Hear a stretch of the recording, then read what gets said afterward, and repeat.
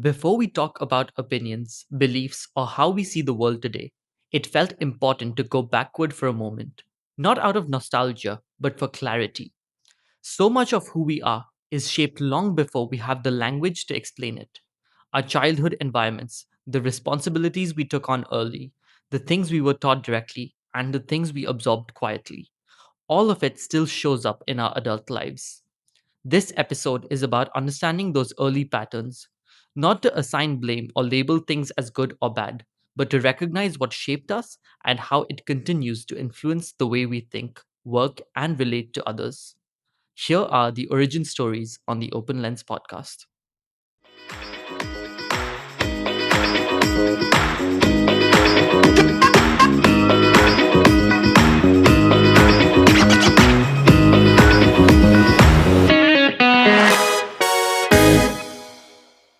So, I think before we start discussing the topics that we've already planned to talk about, it's important to take a step back and define who we are as people. And that involves going back into our past and talking about those defining moments from our childhood or our life that shaped who we are. And let's talk about opinions and beliefs, right? So, before we get into that, it feels important to ask, where did these opinions and beliefs come from? For me, it primarily came from family, and I would say I would narrow it down to my parents and a very small circle of influence. Maybe a couple of my favorite aunts and uncles, but beyond that, it was there was really no other factor that could influence me. And only when I grew up and stepped into the real world and experienced challenges, experienced setbacks, experienced different cultures, did things start to open up. And of course, I evolved, and it was a natural process. Maybe the timing could have been different, but otherwise, yeah, that's how it all happened. Right. I think it's quite similar for me as well. My initial values came from you guys, my parents, and my immediate family. And I think the transition for me happened at an earlier age when I moved to boarding school, when my friends, peers, and teachers also influenced my opinions and beliefs. But that being said, I think the value system was set very early on by you guys, my parents, Mhm. and that created the foundation for how I live life. Okay, so let's go all the way back into our childhood and childhood patterns and the environment we grew up in. So, what kind of environment did you grow up in, and how did that feel? Okay. I grew up in a joint family environment where I have two siblings, older siblings, one older brother and one older sister. And even though we were a unit of five, so my parents and my siblings and me, I had between my dad's five elder brothers and one younger brother, we were really 22 cousins. But the concept of cousin never even came into our lives. It was always we were always taught, or we always addressed each other as brothers and sisters. So it was almost like I had 21 brothers and sisters, and that was actually a very, very beautiful thing. uh, in fact, some of us grew up in each other, like, in homes of our aunts and uncles, and the lines were a little blurred between who your real parent was. While that may seem a little odd to a few people, but to me, I think it was one of the most beautiful environments that I grew up in. Almost to a point where I remember in Guwahati, where our ancestral home was, and like during summer vacations, or even like during other holidays, if we would all go there, uh, it was almost like a conveyor belt setup, a factory setup, where one aunt was responsible for bathing the kids, one aunt was responsible for feeding the kids, and so on and so forth. And it just felt like one unified environment, one unified society. And I think those were some of the most defining moments for me in terms of understanding the value of family, understanding the value of relationships. And I think when I reflect back, and today when I see myself as someone who really values relationship, I think it all started at that time. So yeah, and I think for you it's been similar. So why don't you share a little bit from your perspective? So, not quite the same setup, but I think for the first 7 years, we did live in a joint family. I lived with two of my cousins. And I think it was still too early to process a lot of those things then. But then, yeah, at 7 years old, I moved into a nuclear family where it was me and just you guys. And then at 13, I moved to boarding school, which is a totally different experience. It felt like I was living with 30 or 40 cousins essentially, because these were friends that I lived with, I did everything with, I was spending all my time with. So that was a really interesting setup. I think I also became quite independent and responsible for myself at that point. And great bonds were formed with my friends as well. I do regret not having that bond with my cousins. I'm lucky now that one of my closest cousins is in LA with me and I get to spend time with him.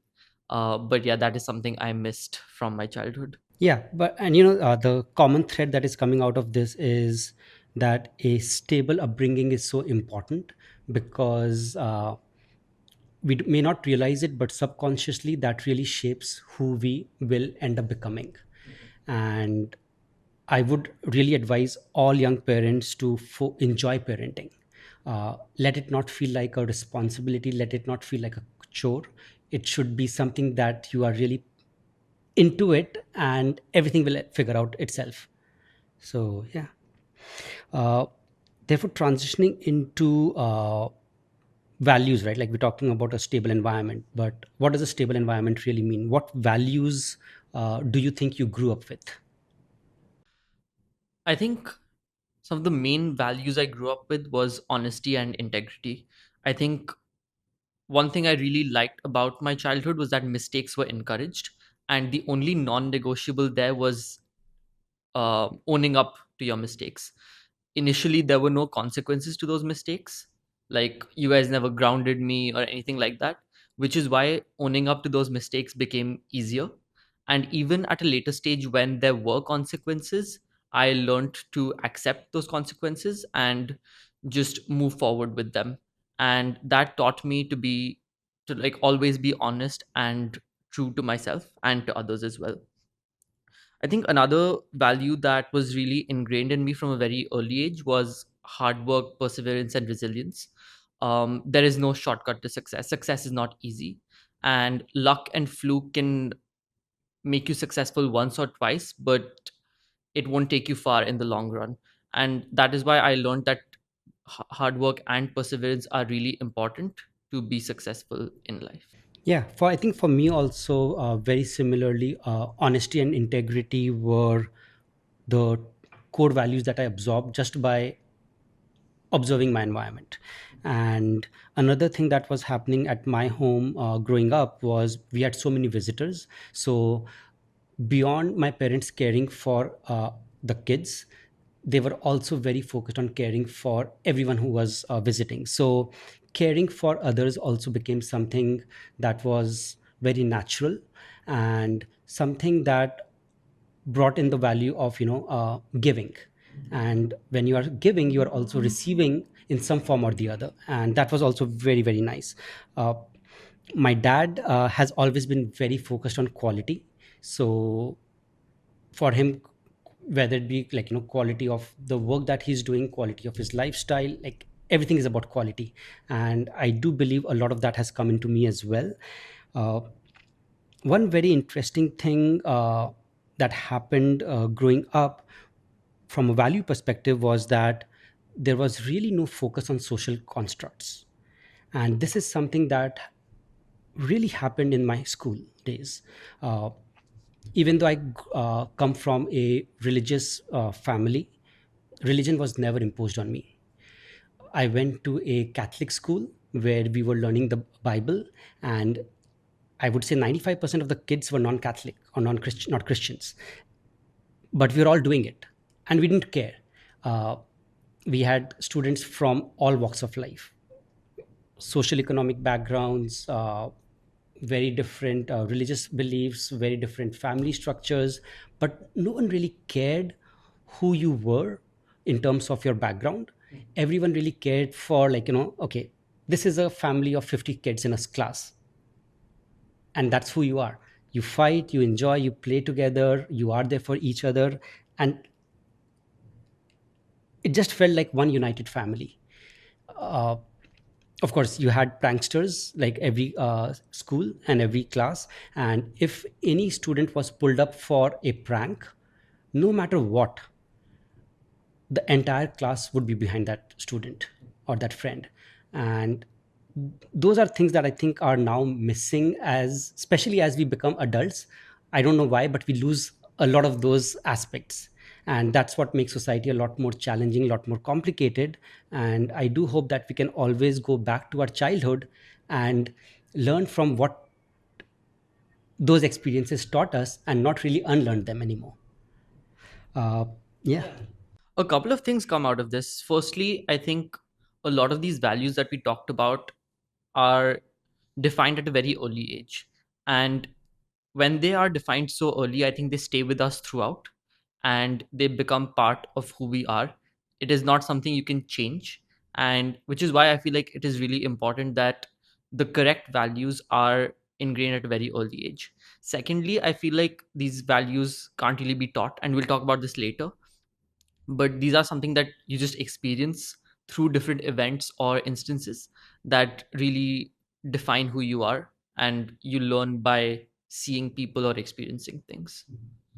Okay, let's talk about something that isn't really talked about in Indian families in general, right? Emotions. How were emotions handled in your family? If I were to be direct, I'll say it was completely avoided.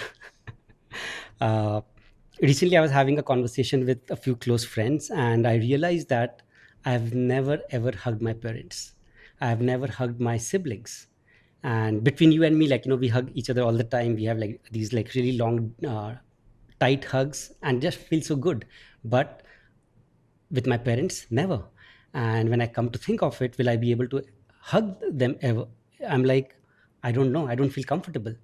uh, and then in that same conversation, a friend asked me, uh, have you ever tried to get feedback from your siblings or other family members about what they think of you? And I was like, no.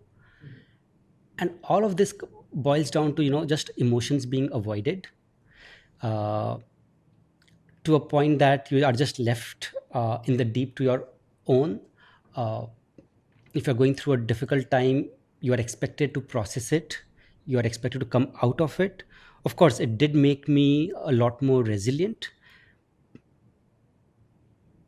but I do hope that for you or for everyone else, people are able to express their emotions. An environment is available where you can share, because there are times when we all go through tough phases, and just to have a little bit of support can really go a long, long way. Recently, I feel a lot more at ease. Now that you have grown up, I can share a lot of my uh, emotions with you, not just the happy moments, but even the sad moments. I have a few very close friends in my life who I can share everything with. And just knowing that I have someone to share my emotions with, my tough times with, just makes the process of, or the journey of coming out of it, so much simpler. And I can really be my true self. Right. Yeah. I think for me, growing up, emotions were handled in a very balanced way. Um, they were not totally ignored to a point that I became distant or reclusive, but at the same time, I wasn't coddled. And I think that created a really balanced environment for me where I was able to understand my emotions and handle my emotions. At the same time, I think it developed a very good emotional intelligence for me where I was able to understand the emotional needs of people around me and help them if they needed that help. Although I feel like that was a later development when I moved out of the house and met a lot of different people, and I realized that everyone has different emotional needs and they need to be handled in different ways, which is when I feel I became more emotionally intelligent and capable of helping people with different needs. Mhm.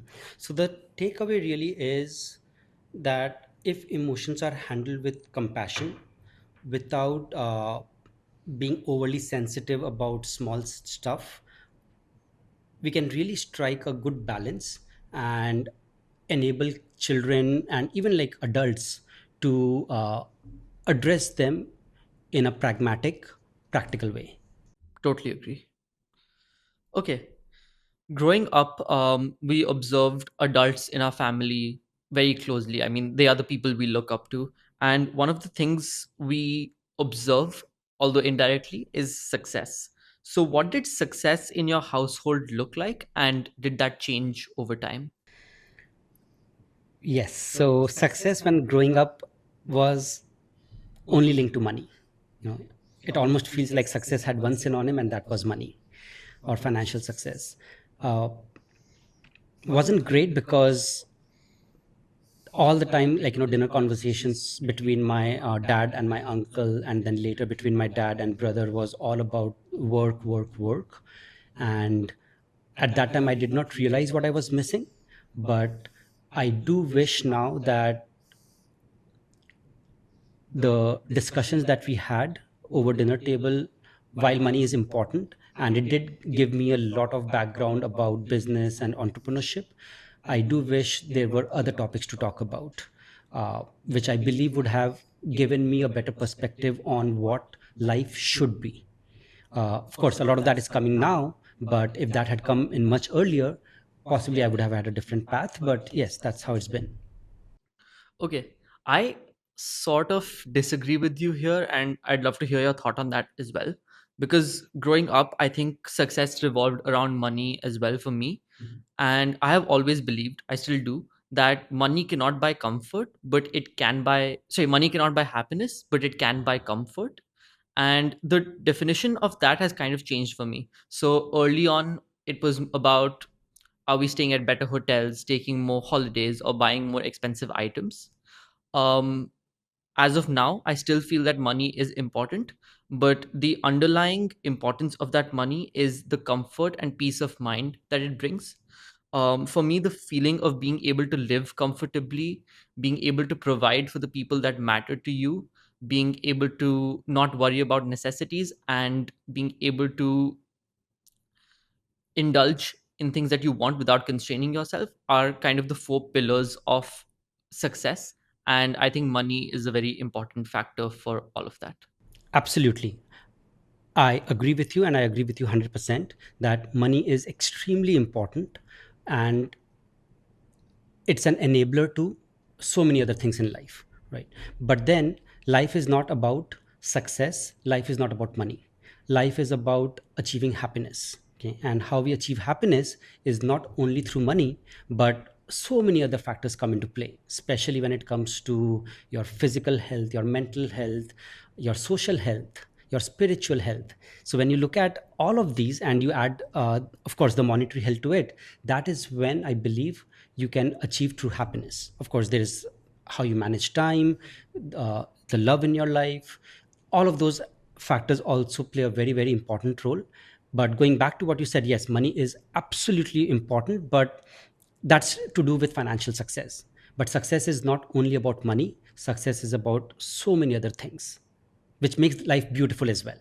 Agree, totally agree. Okay, let's talk about growing up again and about behaviors of children, right? So, what behaviors as a child were encouraged versus discouraged in your family? So, not a whole lot, because everything was like, you observe things, you observe your parents, and you kind of just become a replica of them to some extent. That said, the behavior that was very strongly encouraged was to be respectful, to everyone, whether it be your parents, whether it be visitors, whether it be extended family members, and not just people, even be respectful to the things around you. So that was something that was ingrained. Another was hard work. And I would say that when I saw my dad working, like 6.5 days in a week, that just brought in this whole thing of that, there is no substitute to hard work. Of course, I do believe that that's an extreme, but you end up learning about hard work that way. And that said, there was one behavior that was strongly discouraged, which was to avoid, or rather, the behavior that was discouraged was to interact with poor company. And I think my mom was very strict about that. Like, if there was someone that she felt was not the right person to hang out with, and that was true for whether it be for the kids or even for my dad, if she thought that there was this one person who we should not be hanging out with, she would put her foot down. So yeah. I agree. I think respect and hard work are behaviors that they just should be part of everyone's life just because they're simply non-negotiables. I think respect, the way you treat people, is extremely important. That is not something you should compromise on at all. And again, as we discussed earlier, hard work is the only way to succeed. There are no shortcuts. I think another thing that kind of goes off of hard work is also discipline. I think it is important to live a very disciplined and structured life. Of course, there can be instances where you digress from that a little bit, and that is fine. But to have some sort of a routine and a focus on what you're doing is really important, because that reduces distractions, and that is what gets you far. So talking about encouragement, for you growing up, were there rewards for good behavior, and on the other hand, were there punishments for making mistakes? Okay. So the concept of rewards didn't really exist. Good behavior wasn't rewarded, it was expected. And I think behaviors such as being polite, respectful, mindful, considerate, generous, working hard, these emerged from the value system that I grew up with, which is why I feel like these things weren't rewarded, but they were just expected in the family. And I think that makes sense. I don't think good behavior should be rewarded because it's a non negotiable and the bare minimum, which is why yeah, I don't think the concept of rewards ever existed for us. Of course, the opposite of this was discouraged and there were consequences, but the purpose of that was to teach us how to live life the correct way and instill those values even further. Yeah, and I think possibly that comes from a very similar upbringing that I had. There were absolutely no rewards, there were absolutely no punishments as well. So you were just expected to behave well. In fact, there were no rewards, or hardly any rewards for achievements either. And you were just expected to do the right thing, continue to work hard, not have any expectation of fruits.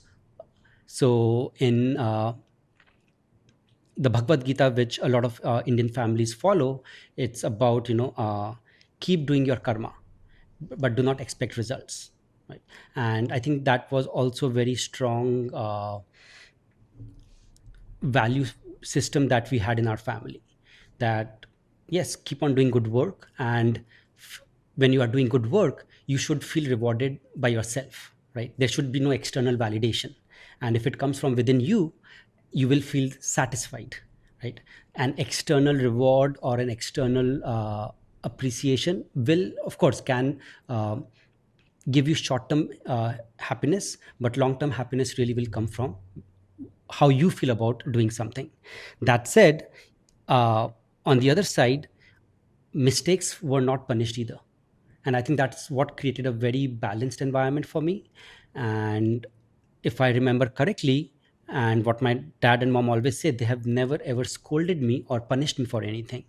And if I remember correctly, I don't think I have ever scolded or punished you for anything. Yeah. And when you do that, I think the whole construct around rewards and punishment goes away. That is no longer something that you either strive for in terms of rewards, and neither something that you're scared of or stay away from when it comes to punishment. You are always you. You're always comfortable about who you are, and that also creates the most natural state for us to function. True. Yeah, I think yeah, good behavior in general should come from within. it is not something that should be externally rewarded. It is something that you should feel good about yourself. And again, the absence of punishments for mistakes or bad behavior, I think what that does is creates a very relaxed environment. But again, I still feel like there are some behaviors that are just not expected, and I think it is important for some consequences to be there, so that you learn to do the right thing. Let's talk about early responsibility and pressure, right? And the psychological and emotional impact that has on us. So, when did you first feel responsible, first for yourself and then for others? Okay. So for me, I think responsibilities came in much later. The earlier years were fairly simple, straightforward. Everything was provided for. And only when I started my business at the age of maybe 20 to 23, I started feeling responsible. And that's when you are thrown into a completely different world, completely different unknowns, and it wasn't easy. But what made it possible for me to handle responsibilities was based on what I observed growing up. So my dad was working again extremely hard, taking care of his family, taking care of his business, taking care of his employees, and he had a lot of responsibilities on him. Similarly, my mom was taking care of not just the home and the kids, but everyone who was visiting, the extended family members, friends, relatives. And the grace with which they handled responsibility taught me a lot of life lessons, where as things got complicated and complex over time in my adult life, I was able to handle responsibility fairly gracefully as well. Yeah. I think for me, I first felt responsible when I moved to boarding school. Again, prior to that, I didn't really have to do anything for myself. I never did my laundry, I never did my chores, I never cleaned up after myself. But going to boarding school, I was instantly alone. I had to do everything for myself. And I think that taught me to be responsible. Again, I could not do those things because there was no one to do it for me. And that is why that is when I learned how to do those things myself. I think another thing that taught me was being able to figure out things on my own. Like, again, I didn't know how to do everything, but at least I had the opportunity to be able to struggle and figure out things on my own. Yeah, and that is when I first was responsible for myself. And yeah, that came with a bunch of learnings. I think my responsibilities towards others have not come from a financial standpoint yet. I'm not at a stage in life when I have to provide for others. But I think my responsibility towards others comes more from a companionship standpoint. Whether that be making sure my friends get home safe after a late night out, whether someone needs emotional support, or if someone needs advice or guidance that I can provide to them. So i- until now, I always thought that responsibilities towards others came from a financial standpoint, but then there's this whole other area of support where you can be responsible for and towards others. No, totally. And I think it's so important that responsibility is not looked upon as a liability. In fact, I have a completely opposite belief that responsibility is a privilege, a very special privilege, because that is when you get a real opportunity to take care of people around you, make a difference, and have a very positive impact. So, responsibilities are very, very special. Yeah, totally agree. Okay. So, that said, transitioning from responsibility to just pressure, right? Growing up, have you felt or have you experienced the pressure to be strong or successful or low maintenance? Okay, so the short answer is yes, and pretty much all at the same time. I did and sometimes still do feel the need to be emotionally strong and not vulnerable at all. I think as men, all of us go through that to be. I think we're taught to not care too much about our emotions and just walk it off, I guess. So that is something I have felt. I have learned to deal with that, but I think at times I still go back to just ignoring my emotions, and that pressure stays to like not care about your feelings and just be strong. um, I think the want to be successful and low maintenance is not really a pressure. I think that is something that comes from ambition. Again, the pressure does not exist because I am aware that I have a safety net to fall back on, which is something I'm super grateful for. But that being said, I do have the drive to be successful. I think the feeling of having something of your own and being able to provide for yourself and the people that matter to you is very special. And again, not needing to rely on anyone for what you want. And I think that is something that comes from my family as well.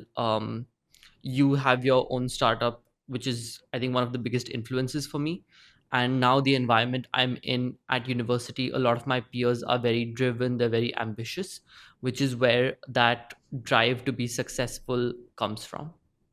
Yeah. So for me, the pressure to be successful never really was there in the beginning. Thankfully, I was self driven. So there really was no pressure from that perspective. But once I started my business, the pressure started to come in. Early years, again, the business did not take off. I was at a business level, we were struggling, but because my family was taking care of all my needs, there really was no pressure. But over time things did get tricky. The way the family dynamics were, or the way the family dynamics changed, there was almost this, I would say, a little uncomfortable pressure. Like no one talked to me directly about it, but I could start feeling that, there is a very strong expectation that I start contributing to the family. uh, and I remember maybe 4 years into my business, my mom one day did tell me that, Vineet, you need to come back into the family business and help your dad. And it was something that I did not want to hear, but I could also understand where she was coming from. And I did, for a couple of weeks, actually started going to my dad's office. And I just didn't like it. Like, that is not who I wanted to be. I wanted to do my own thing. Technology was my passion. So 2 weeks later, I'm like, no, I'm not doing it. I go back. Luckily enough, my business started to improve. Things started to look better, and then that just went away. But yes, that was a phase when I felt a lot of pressure around being successful. And of course, over the years, the business has gone through its ups and downs. And when things are down and you have additional responsibility of family, of let's say just so many other things, the pressure becomes even more. And how we handle that pressure is something that just comes through, I would say, grit, the belief that you can come out of it. And luckily enough, until now, I have been able to ride those waves. So I do feel, again, grateful for all the foundational things that happened in my life, knowingly or unknowingly. So yeah. I agree. I think a lot of times we, or rather most of the time, we learn how to deal with that pressure, especially if we're experiencing it repeatedly. We learn to deal with it and come out of it. Sometimes these pressures are real, but I feel like a lot of times some of these pressures are also self-inflicted. I think people who are very driven or very ambitious pressurize themselves to meet certain goals or be successful.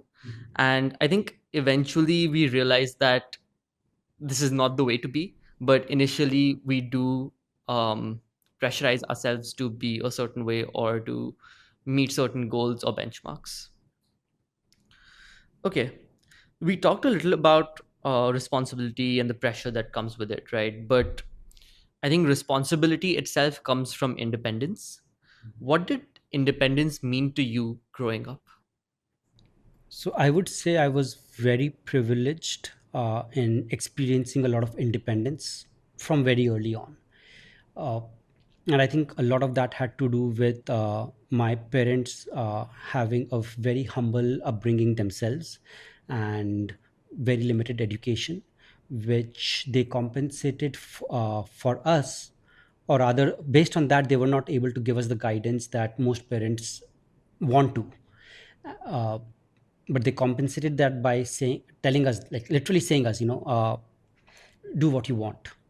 And from very early on we were allowed to choose our hobbies, we were allowed to choose what we want to do, what we wanted to study, what field we wanted to go into. So there was a lot of independence given to us, and that ability to make those decisions, or by creating that environment for us to make those decisions, really shaped me into who I am today. And I do believe that independence is such a valuable asset. We talk about independence at a country level, but then are we really independent at an individual level? And that only comes through the independence of the mind. So from that perspective, yes, I did have a lot of privilege in experiencing independence. So yeah, very very grateful. But how do you look at independence? I think quite similar. Again, growing up, I had full freedom to make choices for myself. Be that what field I want to go into, what sport I want to play. I always had the independence of choice. I think one thing that differed from your childhood compared to my childhood was that you, as parents, were a lot more aware, which is why you gave me a lot more guidance. And you were also a lot more cautious as parents and about letting me make decisions as well, right? And I think as a kid, sometimes you see that cautious nature more as guardrails, where you're not allowed to do exactly what you want to do, and that can be seen as a lack of independence. And I think that cautious nature did not allow me to make a lot of mistakes early on, which did protect me, but again it did not give me the opportunity to explore those mistakes or those challenges and learn how to deal with those challenges early on. So yeah, I think complete independence has its pluses and negatives, but again, the independence of choice is very important. Being able to choose what exactly you want to do is yeah, extremely important and essential for growing up. Hmm, true. But when we talk about independence, so with independence comes a lot of responsibilities, right? And how did responsibilities shape how you relate to failure, and especially in times of crisis, asking for support? So, taking responsibility for the first time essentially meant stepping into a world of unknowns. That meant that failure came naturally. You're not going to be amazing at everything on day one, and you will fail. So, firstly, that taught me to be okay with failure. It also taught me to not give up, because when those responsibilities come in and you can't give up, like, you don't have a choice. So, your only choice is to keep doing those things again and again until you succeed. That being said, in this process, I also learned how to ask for help. I think going from failure to success, going from 0 to 1 is very difficult. And I was lucky enough to have those resources around me. And I was able to ask for help or ask for support. And that really acted as a catalyst in the process. And asking for help shows that you're willing to learn. At the same time, I think it helps you make some amazing connections or meet some amazing people that are willing to support you or give you advice. And I think, yeah, that is just amazing. Yeah. No, I think I feel so happy for you there, because that's one thing that I've struggled with. I've never been able to ask for help, especially during crisis. And I think a lot of that comes from, and I'm not trying to justify this, but I always have this feeling that if I ask for help, especially when I'm going through a tough time, I might create pain for the people I love, which in reality is like completely how I should not be thinking, because I also expect and I want that the people that I'm close to, if they are going through a difficult time, I want them to reach out to me so that I can help. But I just can't process it the other way around. uh, I have been working on it, I'm trying hard. I'm not there yet. In fact, I would say I'm very, very far away. But I have been able to make small steps where I have gone through some difficult times recently, and I've been able to share that with friends. I've also been able to share some of them with you. And every time, what has happened is almost like magic, almost instantly, just having that support, having someone who's there to hear you out, and even just provide, like, a little bit of advice or a little bit of support, just goes a long way in almost like magically, almost instantly coming out of that mental doldrum. uh, I hope I'll be able to do better, and I really hope that I'll be able to make this a part of my lifestyle. Of course, I don't want to also come across as someone who's complaining all the time, but just being able to share has had such a positive impact in terms of just dealing with all my mental demons. Yeah, totally agree.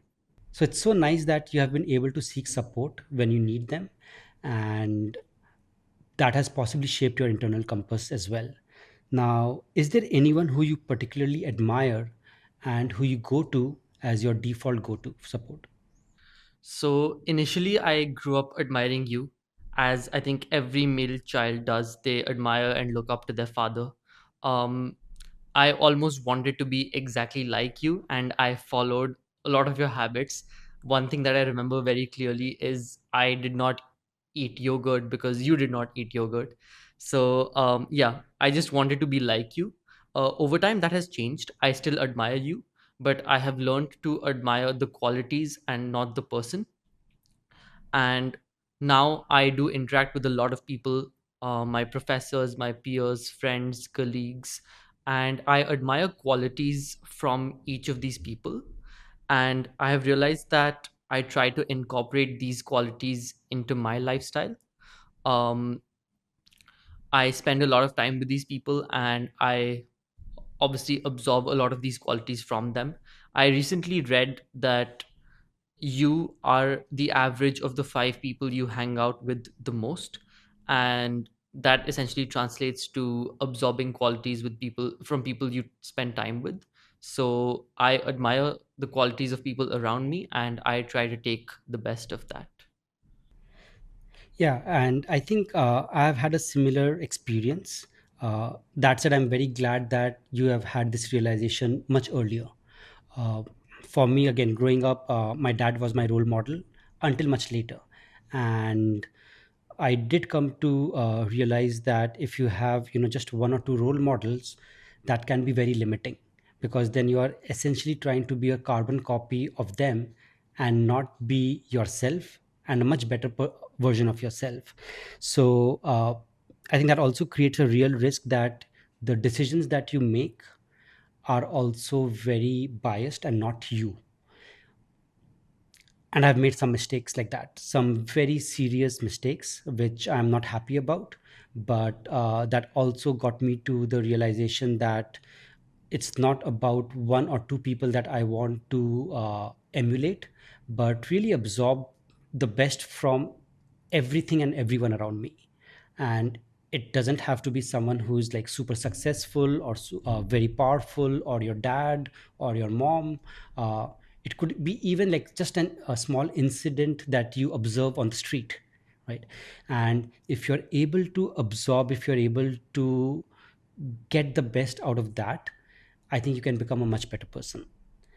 So with that thought, how about we flip this question, and let me ask you this: who or what has unknowingly taught you what not to be? Okay. So, growing up in a very classist society taught me to not be disrespectful to anyone. The environment I grew up in consisted of people from very different socioeconomic backgrounds, from extremely wealthy to not so wealthy. But what I found very odd and off putting was the way people from higher socioeconomic classes treated people from lower socioeconomic classes. And the lack of respect was very evident in the way people spoke to waiters, drivers, helpers, or even their employees.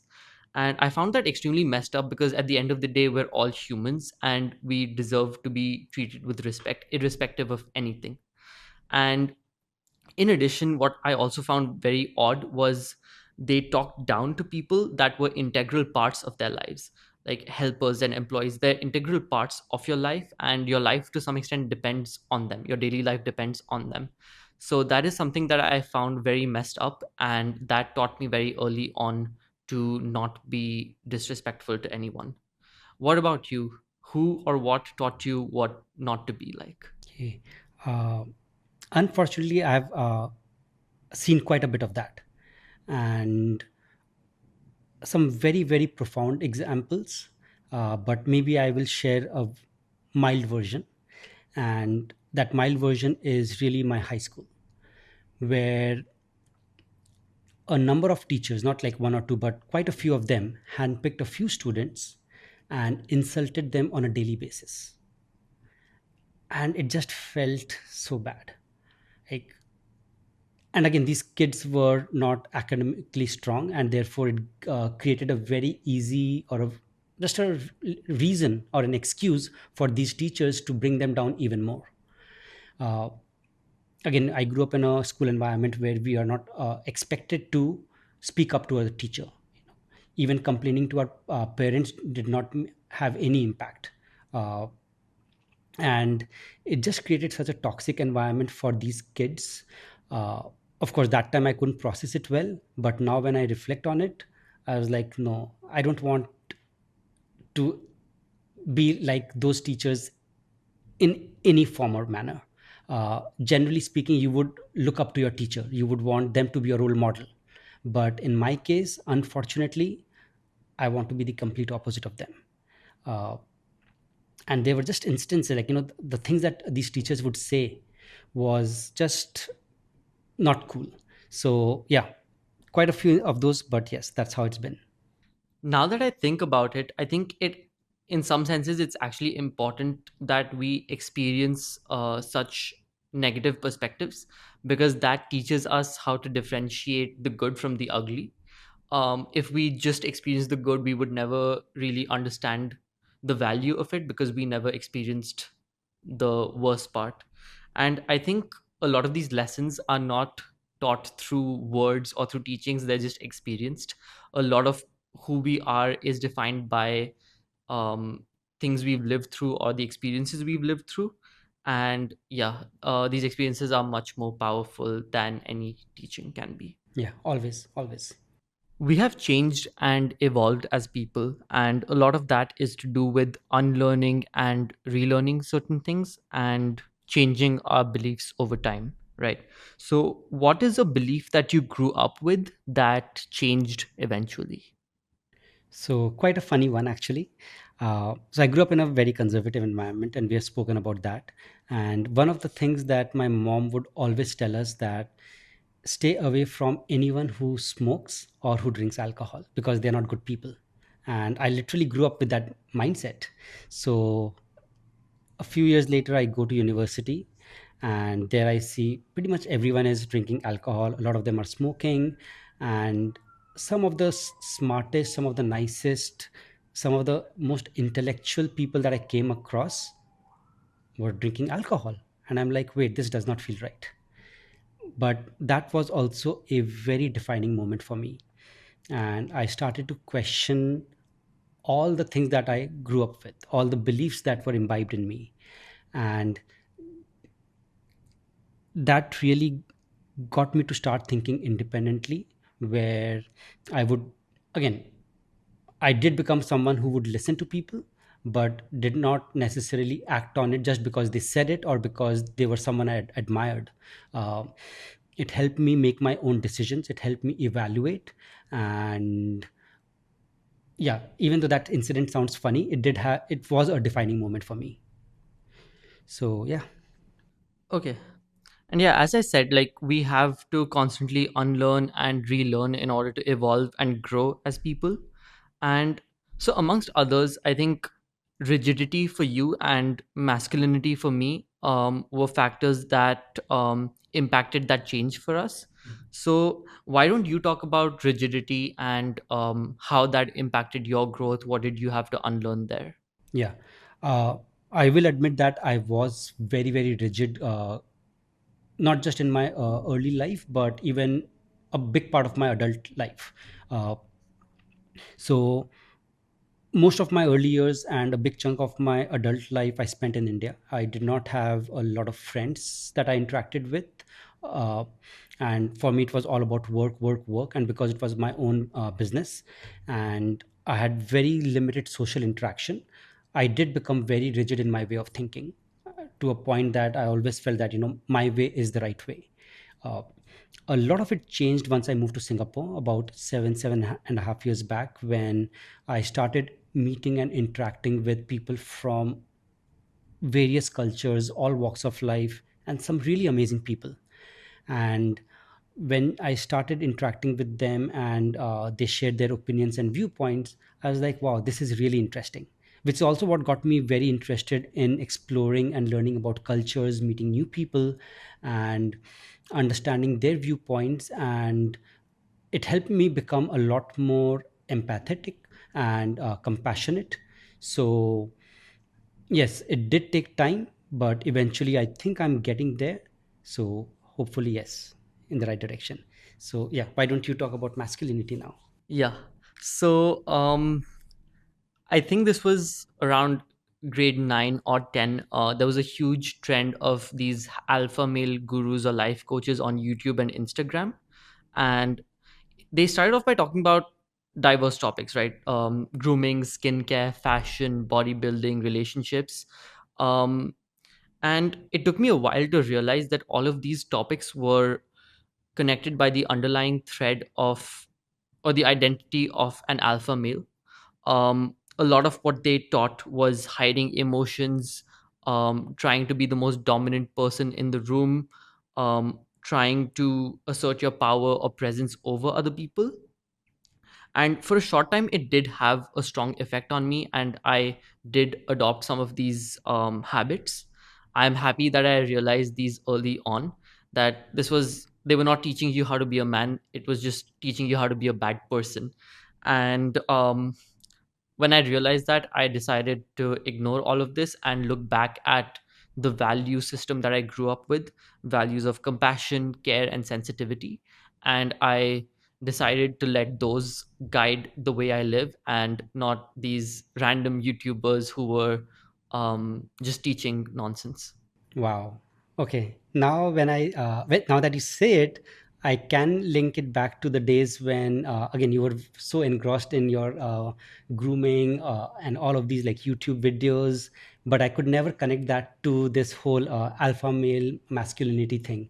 But yeah, that's a very interesting perspective. Yeah, I think it was a very odd phase, because, and it took me a while to realize as well, because on the surface level, they were just teaching normal things like, okay, skincare, bodybuilding, like even about relationships.